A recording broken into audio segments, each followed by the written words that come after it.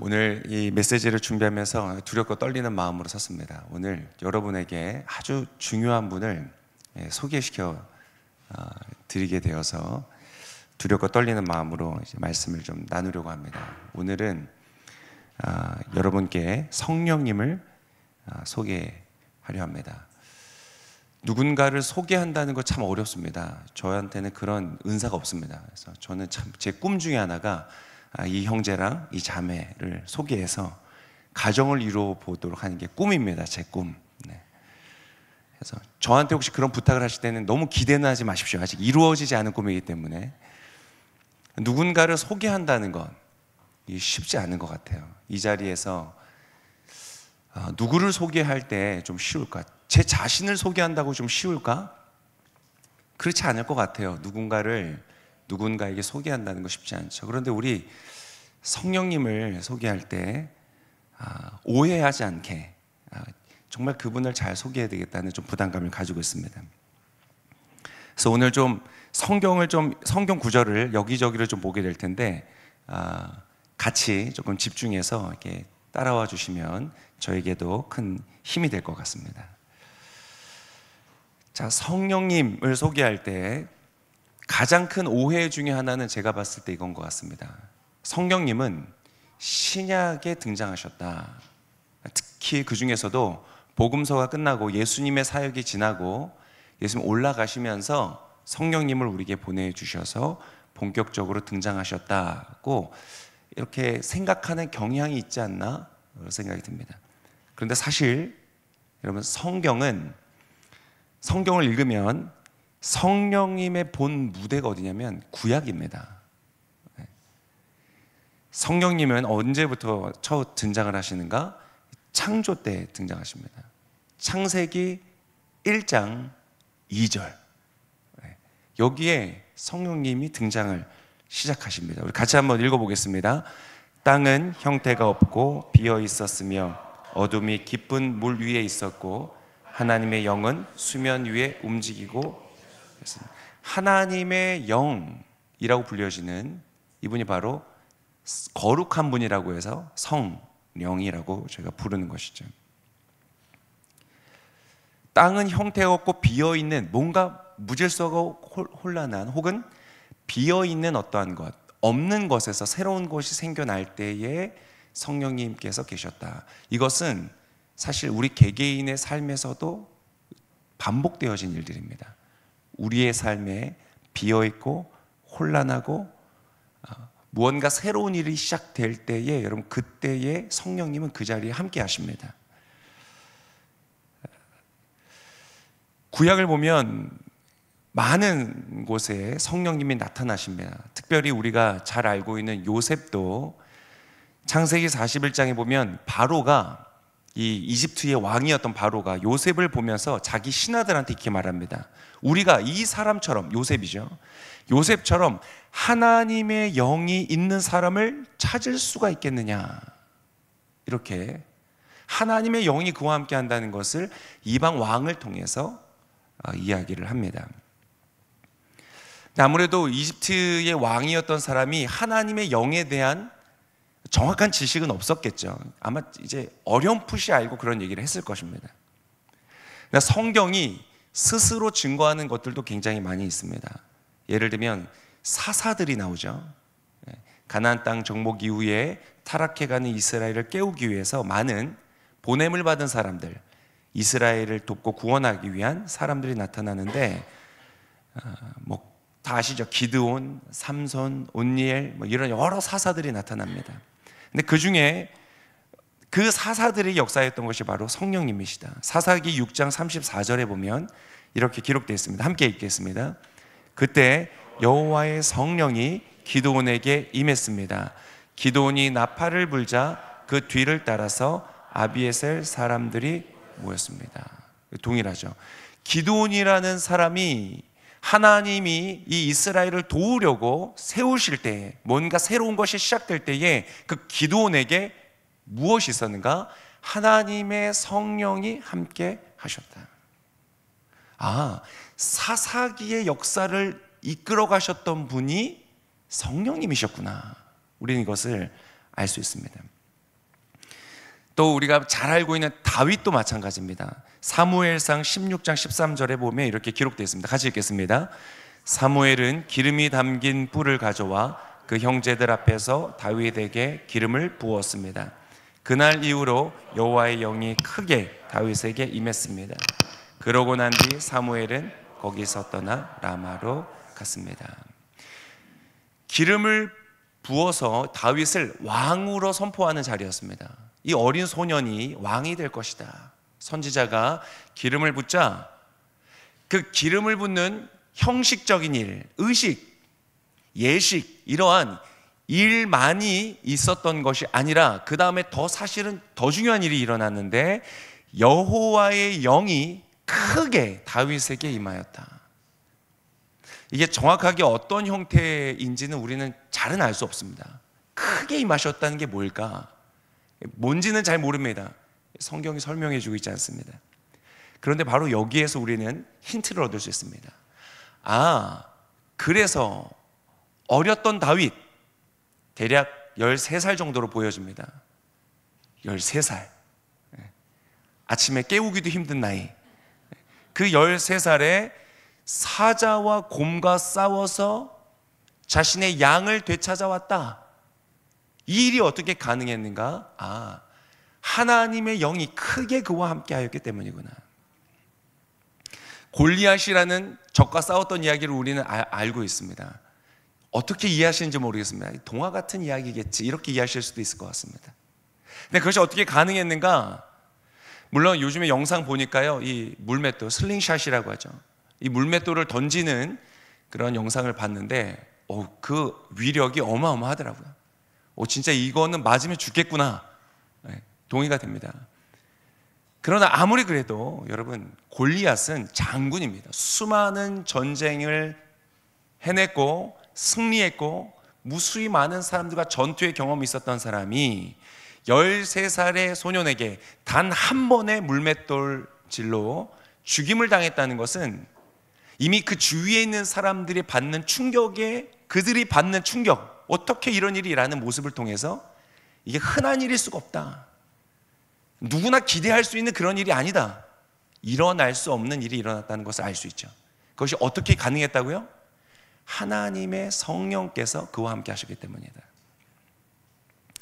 즉 이러한 모습들을 통해 성령님이 함께 하시면 다니엘처럼 요셉처럼 초월적인 어떤 지성이 나타나는구나.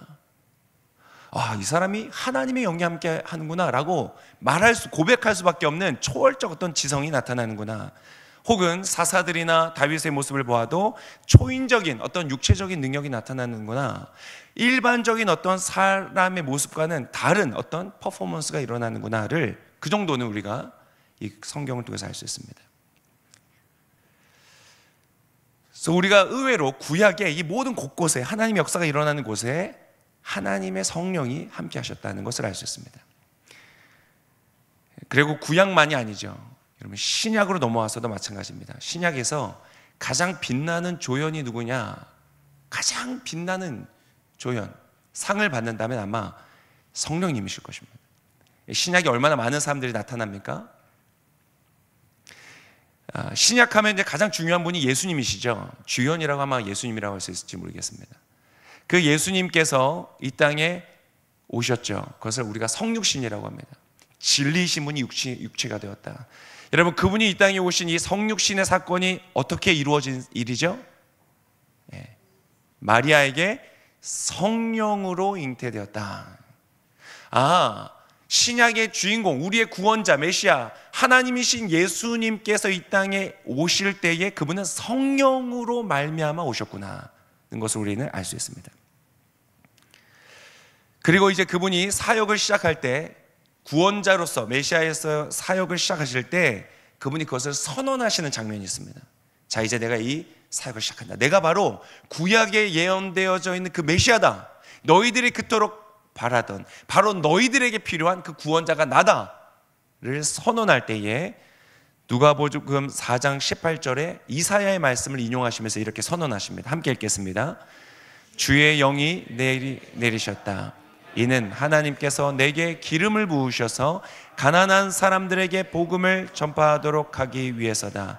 하나님께서는 포로된 사람들에게 자유를, 못 보는 사람들에게 다시 볼 수 있음을, 억눌린 사람들에게 해방을 선포하기 위해 나를 보내셨다. 내가 이제 이 사역을 시작한다. 근데 그것의 가장 중요한 포인트가 무엇이었는가? 주의 영이, 성령께서 내게 내리셨다. 그 성령이 내리시면서 시작되는 사건이 무엇인가? 포로된 자에게 자유를, 못 보는 사람에게 다시 볼 수 있음을, 억눌린 사람에게 해방을. 여러분, 이것은 단순히 육체적인 치유, 육체적인 신분의 변화만을 말하는 것이 아니었죠. 그것은 다 상징이었습니다. 사람들이 눈먼 사람의 눈을, 진짜 육체의 눈을 예수님께서 고쳐주셨던 것은 그것이 목적이 아니라 사람들이 보지 못하고 있는 진짜의 것들을 보게 하시는, 그들의 눈을 여신다는 뜻이 되는 것입니다. 지금도 동일합니다. 저와 여러분은 눈이 있습니다. 보고 있습니다. 그러나 우리에게 복음이 필요한 것은 이 눈으로 보지 못하는, 그래서 가려져 있는, 알지 못하는 것을 보게 하시기 위해서. 그래서 여러분, 지금도 예수 그리스도를 믿고 복음이 일어나는 곳에서는 눈이 띄이는 역사가 일어나는 것이죠. 이 오클랜드 오늘교회 모든 성도들은 눈이 띄게 되는 놀라운 축복이 소망합니다. 보지 못하는 사람과 대화한다는 것은 굉장히 답답한 일입니다. 설명해줘도 잘 이해를 못합니다. 그러나 이곳에 계신 모든 분들은 보게 되시기를 축복합니다. 그것이 어떻게 이루어졌는가? 성령께서 임하심으로 되었다. 그래서 성령께서 임하셔서 시작을 하셨다. 그 다음부터는 예수님의 능력으로 사람들을 치유하시고 고치셨는가? 그렇지 않다는 것을 우리가 압니다. 사도행전 10장 38절에 이렇게 명확하게 기록하고 있습니다. 우리 같이 한번 읽어보겠습니다. 하나님께서 나사렛 예수에게 성령과 능력으로 기름 부으신 것과 하나님께서 예수와 함께 하셨으므로 능력 아래 짓눌려 있던 사람들을 모두 고쳐주시며 두루 다니셨습니다. 하나님께서 이 예수님에게 어떻게 하셨는가? 자, 여기에서 우리가 삼위일체라고 배웠던 그 말이, 그 표현이 여기 나타나죠. 성부 하나님이 성자 예수님에게 성령 하나님을 부어주심으로 이 예수님이 능력을 행하셨다. 마귀에게 짓눌려 있는 사람들을 구원하시고 고쳐주시고 회복시키셨다. 예수님의 사역 역시 성령님으로 말미암아 이루어졌구나.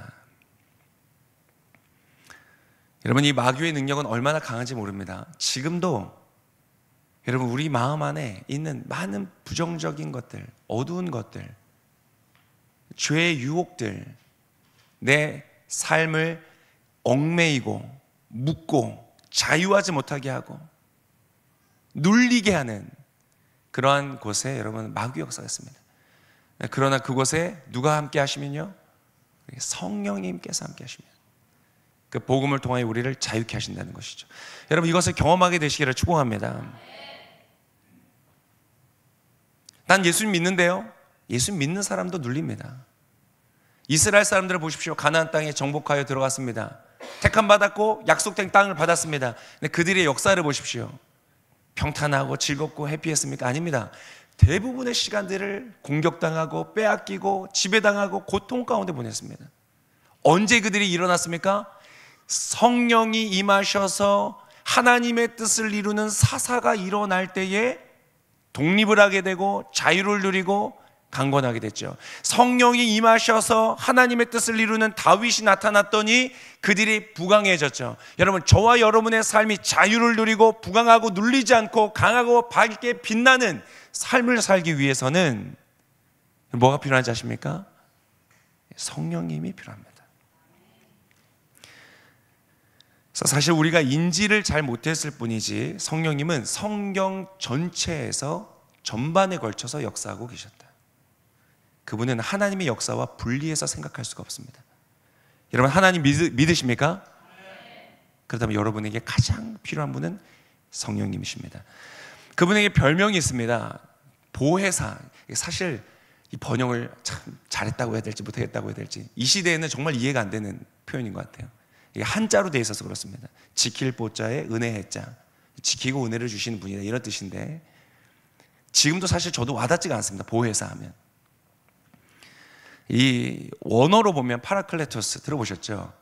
파라는 곁에, 클레토스는 클레오라는 부르다라는 동사의 변형입니다. 즉 곁으로 부름을 받다 이런 뜻인데, 성령님은 곁에 계시도록 부름을 받은 분이다. 재밌죠? 그래서 이분은 늘 성경 전체를 보면 조연처럼 역사하십니다. 주연으로 역사 안 하세요. 누군가의 곁에서 그를 도우십니다. 다윗을 도우시고 예수를 도우시고 하나님을 믿는 자들을 도우시는 것이죠. 역시 예수님은 성령님에 대해서 정확하게 아셨어요. 왜? 삼위일체 하나님이시니까. 예수님이 성령님을 우리에게 소개하실 때 별명을 알려주신 거예요. 그분은 우리 곁에 있도록 부름을 받은 분이야. 내가 그분을 너에게 보내줄 거야 라고 약속하신다는 것이죠. 그래서 여러분, 그분은 우리 곁에 계시도록 부름을 받아 오시는 분이십니다. 우리를 옆에서 도와주시는 분이십니다. 성경 전체 창세기부터 끝까지 계시록까지 성령께서 역사하시는 것을 우리가 볼 때, 여러분, 성령님은 돕는 것의 초보가 아니십니다. 성령님이 여러분을 도우실 때 그분은 초보의 수준이 아니십니다. 그분은 베테랑 중에서도 베테랑이십니다. 감격이 별로 없으시네요. 네. 그분은 베테랑 중에서 베테랑이십니다. 질문 한 가지 드립니다. 여러분, 살아가시면서 모든 것이 확실하십니까? 자녀를 키울 때, 아, 내가 이렇게 키우면 되겠구나. 확실하다. 저도 자녀를 키워보지만 정말 도무지 모르겠습니다. 도대체 어떻게 해야 될지 모르겠습니다. 얘한테 지금 화를 내야 되나? 은혜를 베풀어야 되나? 얘한테 규정을 들여야 되나? 자유를 허락해야 되나? 도무지 모르겠습니다. 공감해줘야 되나? 냉정해야 되나? 모르겠어요. 모든 것이 불확실합니다. 우리가 살면서 살아갈 때 우리가 결정하는 많은 것들이 불확실하죠. 그게 맞습니다. 너무 확실한 분들이 사실 문제입니다. 자기가 모른다는 사실을 모르기 때문에 확신하는 경우가 많습니다. 우리의 삶은 당연히 우리의 통제 아래에 있지 않습니다. 그러니까 우리는 불안할 수밖에 없죠. 당연한 겁니다. 불확실하기 때문에. 내가 잘하고 있는 건가? 누군가 나한테 좀 기준을 알려주면 좋겠다. 방향을 잡아주면 좋겠다. 그래서 이 시대에 유튜브나 이런 영상들을 보면 무수히 많은 콘텐츠들이 다 그런 내용인 것 같습니다. 이렇게 하십시오.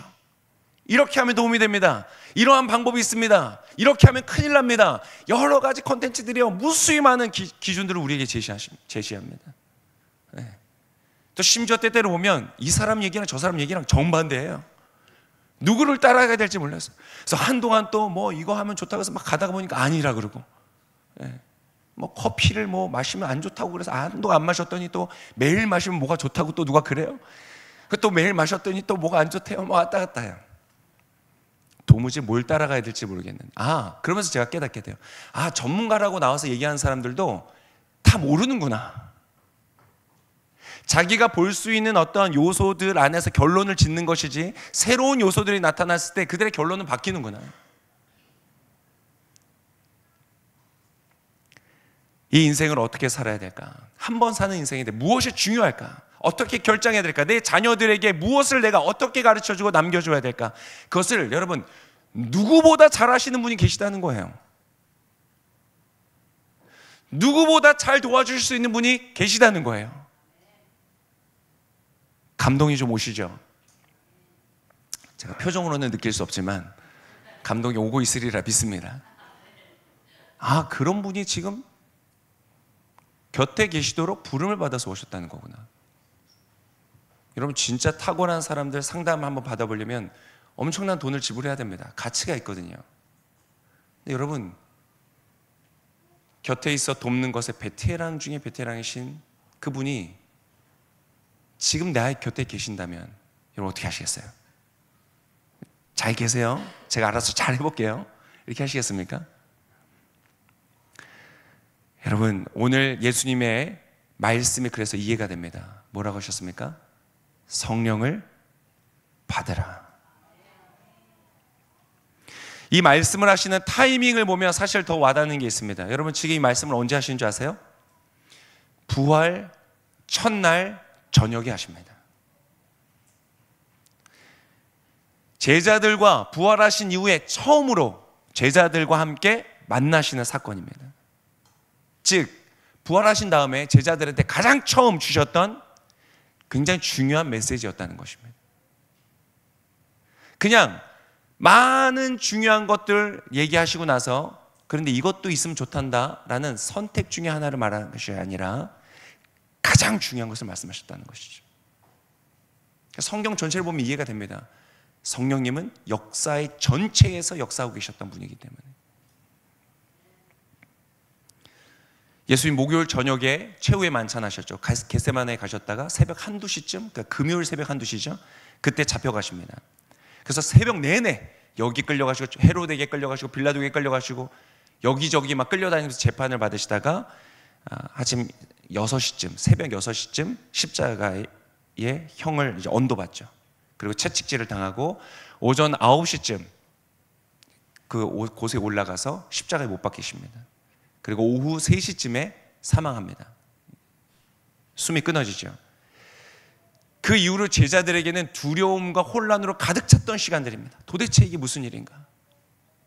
목요일 밤 저녁까지만 해도, 금요일 아니죠, 새벽 1시까지만 해도 베드로는 칼을 빼들고 로마 군인들을 대항할 정도로 예수님에 대한 확신이 있었던 사람입니다. 그러나 단 몇 시간 만에 난 예수님 모릅니다. 예수님을 저주하면서 부인하는 사람이 됐죠. 엄청난 혼란 속에 있었습니다. 도대체 이게 무슨 일인지 알 수가 없었습니다. 메시아인 분이, 구원자이신 분이, 죽은 자를 살리셨던 분이 사람들에 의해서 채찍질을 당하고 십자가에서 죽는다는 것이 도무지 이해가 안 됐습니다. 다 도망가 버렸죠. 우리는 이제 어떻게 해야 되지? 다시 업으로 돌아가는 것도 불가능하죠. 예수님 따라다니던 사람들, 예수님 밑에서 거들먹거리면서 내가 그 우편에 앉을 거야 좌편에 앉을 거야 서로 싸우면서 사람들한테 호령했던 그 사람들, 여러분 어디로 가겠습니까? 잡혀 죽지는 않으면 다행이죠. 숨어 있었습니다. 안식일은 그들에게 고통의 시간이었습니다. 토요일 하루 종일 두려움에 떨었습니다. 다 흩어졌습니다. 안식일이라서 멀리 못 갔을 뿐이지 다 흩어졌습니다. 주일날, 일요일이죠. 일요일 아침 딱 되자, 일요일날 되자마자 어떻게 합니까? 두 제자는 엠마오로 도망갑니다. 심지어 무슨 사건이 있었습니까? 무덤이 비었대, 시체가 사라졌대 라는 말을 들어도요, 그 사람들에게는 혹시 부활하셨나? 는 부활의 사건이 아니라 시체가 사라졌다는 사건에 불과했습니다. 도대체 어디 갔을까 그 시체는? 그러던 사람들을 예수님께서 만나주시죠. 무덤에 찾아온 여인들을 만나주시고 엠마오로 가던 두 제자를 만나주시다가 저녁이 되니까 소식을 사람들이 듣습니다. 예수님이 나타나셨대. 여자들에게 나타나셨대. 엠마오로 가던 두 제자가 생각해보니까 그분 예수님인 것 같아. 점점 막 모여듭니다. 예루살렘으로 막 모여들어요. 다시 그 모여들어서 웅성웅성대면서 도대체 무슨 일이야? 난 누굴 봤어? 무슨 일을 봤대? 서로 막 혼란 가운데 서로 얘기하고 있는 가운데 무서워서 문도 잠그고 자기들끼리 조용히 비밀스럽게 모여있는 그 현장 속에서 예수님이 갑자기 나타나십니다. 부활의 몸으로 그들에게 자신의 못 자국난 손과 그것이 실제인 것을 보여주십니다. 깜짝 놀라서 두 눈을 껌뻑이면서 예수님을 바라보고 있는 제자들을 향하여서 예수 말씀하십니다. 라고 호흡을 불어내시면서 성령을 받으라. 여러분, 부활하시고 나서 얼마간 이 땅에 계셨죠? 40일 계셨죠. 40일 동안 여기저기에 자신의 부활을 증거해 주셨습니다. 그리고 40일 이후에 이제 마지막 날 승천을 하십니다. 승천하시기 바로 직전에 무슨 말씀하셨는지 혹시 기억나십니까? 그렇죠. 사도행전 1장 4절과 5절에 보면 이렇게 말씀하십니다. 이제 마지막 날입니다. 부활 후 마지막 날. 같이 읽겠습니다. 그들과 함께 모였을 때 예수께서 이렇게 명령하셨습니다. 예루살렘을 떠나지 말고 너희가 내게 들은 대로 내 아버지가 약속하신 선물을 기다리라. 요한은 물로 세례를 주었지만 너희는 며칠 안에 성령으로 세례를 받을 것이다. 부활하시고 첫날 제자들에게 말하셨던 것은 성령을 받으라. 마지막 날 승천하시면서 예수 말씀하신 것은 성령을 받으라. 여러분, 이것이 우리에게 말해주는 것은 이것은 너무나 중요하다는 일인 것이죠. 질문하겠습니다. 여러분, 성령 받으셨습니까? 내가 성령 받았나? 좀 불확실하다 하신 분에게 체크하실 수 있는 제가 리스트를 드리겠습니다. 이거면 딱 정리가 됩니다. 고린도전서 12장 3절에 이렇게 기록되어 있습니다. 자, 체크하시면 됩니다. 같이 읽겠습니다. 시작. 그러므로 나는 여러분에게 알려드립니다. 하나님의 영으로 말하는 사람은 아무도 예수는 저주받은 사람이다 라고 할 수 없고, 또 성령으로 말미암지 않고는 예수는 주이시다 라고 할 수 없습니다. 만약 당신이 예수님은 주님이십니다 라고 말한다면 당신은 어떤 사람이라고요? 성령을 받은 사람입니다. 성령이 아니고서는 예수를 주라고 고백할 수가 없다. 복음을 듣고, 아, 예수님이 하나님의 아들이시구나, 하나님 살아계시구나, 성경이 진짜구나, 아, 인간이 하나님을 버리고 선악과를 먹고 내가 신이 되고자 하는, 내가 주인 되고자 하는 죄를 범함으로 그 낙원을 잃어버렸구나, 그것을 회복시키기 위해서 예수님께서 오셨구나, 그분이 우리를 위하여 십자가에서 대신 죽으심으로 나의 모든 죄를 사하시고 이제 그것을 믿는 자마다 구리뱀이 세워진 것처럼 그분을 보는 자마다 죄로 인한 심판에 이르지 않고 구원받고 하나님의 자녀가 되는구나.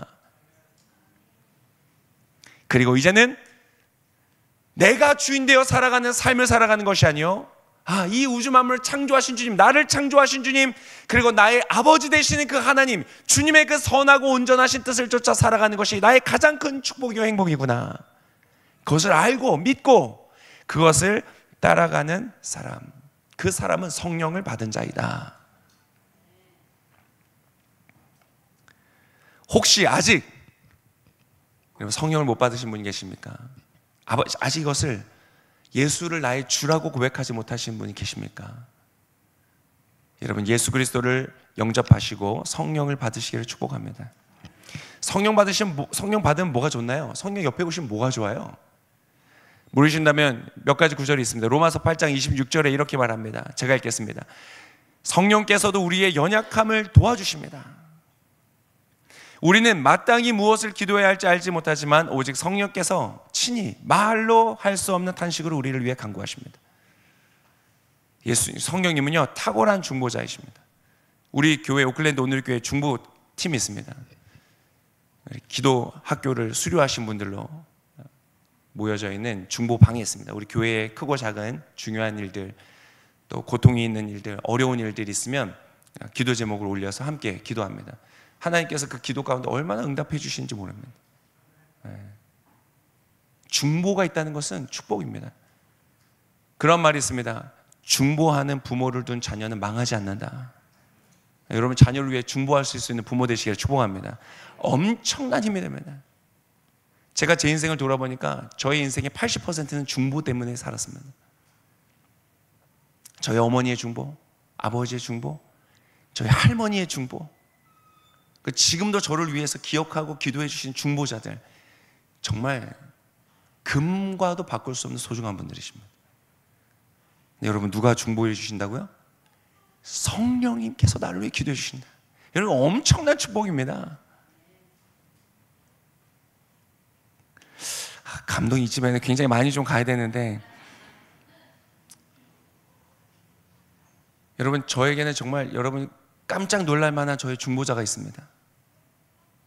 이런 분이 저를 위해서 기도하시는 거 깜짝 놀라실걸요? 부러우시죠? 부러울 게 없다는 겁니다. 누가 기도해 주신다고요? 성령님이 나를 위해서 기도해 주신다는 거예요. 여러분, 제발 부탁드립니다. 이것을 귀하게 여기실 수 있기를 바랍니다. 여러분, 중보의 비결 아세요? 누군가 나를 위해 기도하는 중보를 가볍게 여기면 중보가 끊어집니다. 여러분을 위해서 기도하는 사람에게 최선을 다해서 잘하실 수 있기를 바랍니다. 엄청난 인생의 축복이요 자산입니다.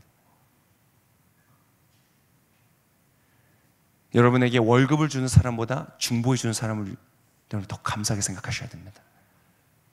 네, 진짜입니다. 고린도전서 2장 10절에 보면 이렇게 기록되어 있습니다. 같이 읽겠습니다. 하나님께서는 성령을 통해 이것을 우리에게 깨달아 알게 해 주셨습니다. 성령께서는 모든 것, 곧 하나님의 깊은 것들까지도 자세히 살피시는 분이십니다. 하나님의 깊은 것까지. 그래서 하나님, 성령님은 하나님이 나를 향한, 여러분을 향한 하나님의 깊은 뜻을 알고 계세요. 여러분도 알고 싶으시죠? 나를 향한 하나님의 뜻이 뭘까? 나한테 지금 왜 일들이 일어나고 있을까? 하나님이 나를 향해서 지금 무엇을 말씀하실까? 알고 싶으시죠? 성령님께서 아신다는 거예요. 그리고 그 뜻이 이루어질 수 있도록 우리에게 조언해 주시고 인도해 주시고 동행해 주시는 분이시라는 거예요. 구약과 신약의 많은 사람들에게 일어나는 이 역동을 보면 그분은 능력을 주시고 그분은 지혜를 주시고 하나님의 뜻을 내가 이루어갈 수 있는 용기를 주시고 그 길 가운데 승리하도록 나와 내게 힘을 주시는 분이시다. 여러분, 그러한 성령님을 경험하시게 되기를 축복합니다. 성령을 받으라. 이 받는다는 것은 소유의 개념이 아닙니다. 내가 가지고 있냐 아니고 있냐 이게 아닙니다. 여러분, 결혼하자는 말이 무엇입니까? 결혼하자. 결혼식장에 같이 입장하자는 겁니까? 결혼식장에 같이 입장하고 그다음부터는 알아서 각자 잘 사십시다 이겁니까? 아니죠. 성령을 받으라는 것은 그냥 가지고 있으라는 얘기가 아닙니다. 성령님과 교제하고 소통하고 그분을 인정하고 그분과 함께 걸으라는 것입니다. 여러분, 성령을 받았다는 것은 그것입니다. 성령을 받으셨습니까? 라고 질문하는 것은 그냥 가지고 있냐를 물어보는 게 아닙니다. 오늘 그분을 인정하고 계십니까? 창세부터 지금까지 역사를 주관하신 그 성령님, 지금 내 옆에 계시니 감사해요. 성령님 감사해요. 제가 어떻게 할까요? 성령님 가르쳐 주세요. 제가 잘 모르겠어요. 인도해 주세요. 제가 지금 누구를 만나야 되는데 뭐라고 말해야 될지 모르겠어요. 성령님 나의 입술을 주관해 주세요. 여러분, 지금 이 오클랜드 오늘교회 안에 성령께서 역사하신 것이 보이십니까? 너무 감사합니다. 네. 어떤 분은 저한테 말씀하세요. 목사님 사역을 너무 잘하세요. 아니, 전혀 아닙니다. 전혀 아닙니다. 성령님이 하고 계세요. 얼마나 감사한지 모릅니다. 이미 주님께서 일하시는 것들이 너무나 많은 거예요. 제가 오클랜드 오늘교회 와서 너무 감사한 것 중에 하나는요, 제가 뭔가를 부탁드리거나 콜링을 드려서 거절받은 적이 한 번도 없습니다. 이번에 기도학교 있는데 스텝으로 선교 주시겠어요? 이러고 있는데 간증 좀 해주시겠어요? 제가 부탁드려서 한 100번은 했겠죠. 지금까지 그래도 한 1년 넘게 있으면서 한 번도 거절받아 본 적이 없습니다. 부담되시죠? 이 기록이 끊기지 않기를 저는 소망합니다. 근데 이미 역사하고 계신 성령님을 제가 느끼는 거예요. 그러니까 저는 그냥 성령님께서 이끄시는 대로 가면 돼요. 성령님이 기도 가운데 하나님 가르쳐 주세요. 어떻게 할까요? 인도해 주세요. 그럼 여러 가지로 말씀해 주세요. 내적인 확신으로, 성경의 기록을 통하여, 말씀을 통하여, 교제를 통하여 하나님 가르쳐 주세요. 이렇게 하라는구나. 그러면 가잖아요. 하나님이 그 안에서 이미 일하고 계세요. 얼마나 좋은지 모릅니다. 여러분, 이 교회에 계신 것을 정말 복 받으신 겁니다. 내 옆에서 도우시는 그 놀라운 분, 그분을 따라가는 것, 동행하는 것.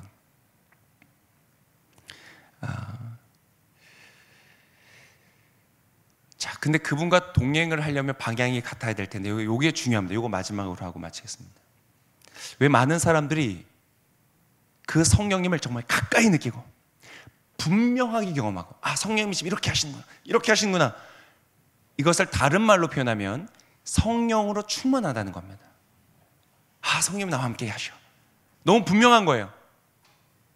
그거는 막 귀에 들리고 이런 게 아닙니다. 네. 근데 그것을 많은 분들이 못 누리시는 거예요. 예수님께서 성령을 받으라 후 하시고, 그게 어떤 의미인지는 사실 해석이 또 여러 가지가 있지만, 아무튼 성령을 받으라. 성령님의 역사가 이렇게 많은데, 많은 사람들이 성령의 역사를 경험했지만 많은 크리스찬, 많은 성도님들이 성령의 계심을 잘 못 느끼시는 거예요. 동행을 잘 못 하시는 거예요. 왜 그런가? 그래서 우리가 자꾸 방법론적으로 접근하는 경우들이 많습니다. 어떻게 하면 되지 내가?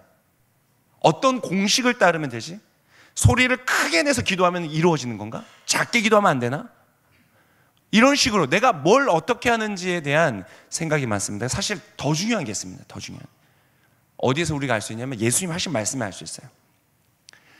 오늘 읽었던 성령을 받으라 라고 예수님께서 제자들에게 말씀하시기 바로 직전에 사실 굉장히 중요한 말씀하셨어요. 요한복음 20장 21절입니다. 오늘 읽었던 바로 그 전 본문인데 같이 한번 없나요? 네, 제가 읽겠습니다. 요한복음 20장 21절 네, 같이 읽겠습니다. 시작. 예수께서 제자들에게 다시 말씀하셨습니다. 너희에게 평강이 있을지어다. 아버지께서 나를 보내신 것처럼 나도 너희를 보낸다. 이게 제자들의 입장에서는 사실 또 그냥 바로 이해할 수 있는 말씀이지만 저희는 또 좀 다른 상황이 달라서 제자들은 예수님과 3년 동안 제자 훈련 받고 좀 부르심을 받는 현장이었으니까요. 근데 여러분 이게 굉장히 중요한 겁니다. 성령을 받기 전에 여러분 왜 성령을 받냐가 되게 중요합니다. 많은 사람들이 성령을 구합니다. 왜 구하냐면 내가 가고 싶은 길이 있어요. 그런데 불확실하니까 불안하잖아요. 이 불안한 마음을 좀 위로해 줄 수 있는 따뜻한 어떤 옷감같이 따뜻하게 좀 부빌 수 있는 마치 어린아이들에게 있는 애착 인형과 같이 내 마음을 좀 위로해 줄 수 있는 어떤 분을 원하는 마음으로 성령님을 구합니다. 그건 성령님과 동행할 수 있는 길이 아닙니다. 예수님 제자들에게 말씀하십니다. 아버지께서 나를 보내신 것처럼 나도 너희를 보낸다. 그러니 성령을 받으라는 것이에요. 자, 이제 너희 잘 배워서 알겠지? 너희는 너희의 뜻을 위해 살아가는 게 아니야. 이 땅의 것을 위해 살아가는 게 아니야. 나는 예수님 옆에 앉고 싶어요. 좌우에 앉고 싶어요. 우에 앉고 싶어요. 사람들에게 칭찬받고 싶어요. 높임받고 싶어요. 잘 살고 싶어요. 나를 완성하고 싶어요. 나의 욕구, 내가 왕이 되고 내가 신이 되고 내가 높아지고 내가 주인공이 되고자 하는 그 나의 옛사람이 가졌던 그 욕구대로 살아가는 것을 이루기 위해서, 그걸 도와주시기 위해서 성령을 받는 게 아니라는 것이죠. 예수님을 주로 고백하고 이제 내 뜻대로 사는 게 아니라 창조주이신 분, 역사의 주관자이신 분, 나의 주인이신 분, 선하고 의롭고 신뢰할 만하고 내가 사랑할 만하고 흠모할 만하고 내가 위하여 살 만한 분, 내가 위하여 죽을 만한 분, 그분이시군요. 내가 주님을 믿습니다 라고 고백하는 삶에 성령을 받으라고 말씀하시는 거죠. 마지막 날도 똑같습니다. 사도행전 1장 8절에 그러나 성령께서 너희에게 오시면 너희가 권능을 받고, 목적이 명확해요. 예루살렘, 유대, 사마리아 땅끝까지 내가 너를 보낸다. 여러분, 사실 이게 복음입니다. 그렇죠? 예수님이 주인이세요. 나는 주님을 위하여 사는 이제 예수님의 종입니다. 이 믿음과 복음이 명확해야 됩니다. 이 신앙의 고백이 확실해야 됩니다. 그렇게 산다는 건 아닙니다. 저도 하루에 100번씩, 1000번씩 저를 위해 삽니다. 아직도요. 아직도 덜 됐습니다.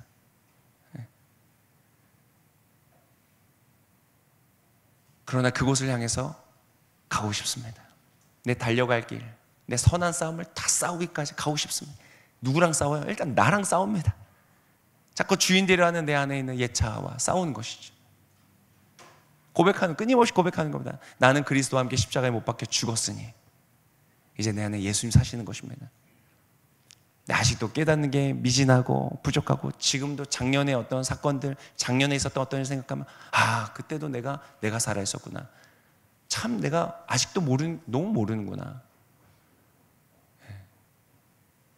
그런데 이제 조금씩 또 알아가는 거야. 그렇구나. 오늘 제가 메시지를 준비하면서도 성령님에 대한 메시지 설교를 하라는 주님의 마음을 주시고 준비하면서 저도 너무 많이 배우는 거예요. 그렇구나. 성령님 감사합니다. 참 이렇게 우둔하고 가르칠 수도 모르고 아는 척만 잘하고 이러한 나도 주님이 포기하지 아니하시고 또 가르쳐 주시고, 막 저기 멀리 막 뛰어다니면서 야, 준모가 잠깐 일로 와봐, 잘 들어, 또 가르쳐 주시고, 또 정신 못 차리게 또 뛰어다니면서 또 오라고 했어서 차분히 마음을 가라앉히고 잘 들어, 가르쳐 주시고, 내가 그 삶을 살고 있다는 것은 아닙니다. 그러나 방향은 명확한 것입니다. 예수님이 나의 주인이십니다. 내가 주인인데 주님 내 뜻 이루도록 주님 나 좀 도와주세요가 아니라 그게 바뀌어야 됩니다. 명확합니다. 그때에 성령님이 역사하십니다.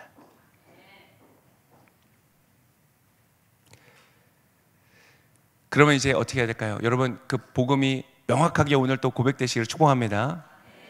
자, 그것이 됐어요. 이제 그래, 예수님 제가 이걸 믿습니다. 아직 제가 그걸 살고 있지도 못하고 내일부터 당장 살 수 있을지도 모르겠지만 내가 그걸 믿습니다. 내가 그 길을 가기 원합니다. 너는 십자가를 지고 나를 쫓아라. 그 길을 내가 가겠습니다. 그러고 나면 이제 어떻게 해야 될까요? 성령 충만함을 받으셔야 되잖아요. 그래서 3가지만 알려드리겠습니다. 3가지 외우기 쉽습니다. 여러분, 기대하시고 기도하시고 기다리십시오. 왜 기대합니까? 여러분, 이거는 하나님 약속하신 거기 때문에 기대하세요. 주님이 주신다고 약속하신 거니까 기대하세요. 성령님 나에게 주시겠구나. 이미 성령은 내 안에 와 계신데 이제 내가 성령님과 동행하겠구나. 그분이 나를 도와주시겠구나. 그분이 나를 통하여 하나님의 일을 이루어 가시겠구나. 성령의 충만함을 주시겠구나. 나에게 지혜를 주시겠구나. 자녀를 키울 때 꼭 필요한 순간, 꼭 필요한 말을 할 수 있도록 나에게 지혜를 주시겠구나. 나에게 능력을 주시겠구나. 나의 삶을 인도하여 주시겠구나. 나의 부족한 것을 채워주시겠구나. 아무것도 염려하지 말라. 무엇을 먹을까, 무엇을 마실까 염려하지 마라. 이 모든 것을 너에게 더해 주실 것이다. 나에게 다 더해 주실 것이구나. 내 삶에 이제 걱정 안 해도 되는구나. 여러분, 기대하시기를 축복합니다. 평강과 기쁨과 사랑과 만족이 내 삶의 열매처럼 맺혀질 것입니다. 그래서 그걸 성령의 열매라고 하는 거예요. 기대하십시오. 그리고 무엇을 해요? 기도하는 겁니다. 너희가 며칠 못 되어서 성령으로 세례를 받을 것이다. 예수님의 약속 이후에 그들이 뭐 했습니까? 기도했습니다. 그 하나님을 바라보면서 적당히 대충 하찮은 남은 것을 구하는 시간의 기도가 아니라 가장 중요하고 가장 소중한 것을 기대하는 마음으로 여러분 준비하며 기도해야 했습니다. 그러한 기도가 여러분의 기도 가운데 있으시길 축복합니다. 아침에 눈을 떠서 하나님께 기도할 때 하나님 성령 주세요. 안 주셔도 괜찮고요. 일단 저 나갈게요. 이렇게 기도하는 이런 태도가 아니라 하나님 기대합니다. 성령님을 나와 함께 해주세요. 나의 발걸음을 인도해 주세요. 그렇게 기도하는 겁니다. 우리 교회가 이 기도로 뜨겁게 타오르는 교회가 되기를 소망합니다. 그리고 마지막으로 기다리는 겁니다. 조급해하지 마십시오. 기다리는 겁니다. 예수님께서 끊임없이 기다리라고 하십니다. 기다리면 여러분 알게 됩니다. 성령님이 나와 함께 하시는구나. 그리고 그 인생을 살다가 돌아보면 고백하지 않을 수가 없어요. 성령께서 하셨습니다. 박수를 쳐 누군가 당신 정말 훌륭한 일 하셨군요. 박수 쳐주면 아니에요. 이 진심이 됩니다. 겸양 떠는 게 아니고요. 아니에요. 주님이 하셨어요. 그게 아니고요. 진짜 팩트를 알려드릴게요. 성령께서 하셨습니다. 이 고백이 이루어지는 것이죠. 여러분, 성령님이 지금 이곳에 함께 하십니다. 여러분 옆에 곁에 있도록 부름받은 그분은 신실하셔서 내 곁에 계십니다. 때때로 내가 죄 가운데 있을지라도 나를 떠나지 않으십니다. 이런 불안하고 불확실한 미래의 모든 염려들, 여러분 그 성령님께 의탁하시기를 축복합니다. 그분이 최고로 인도해 주실 것입니다. 그분을 위하여 여러분 대가를 지불하실 것이 없습니다. 예수 그리스도를 믿으시고 그분을 신뢰하십시오. 이 시간 같이 함께 기도하겠습니다.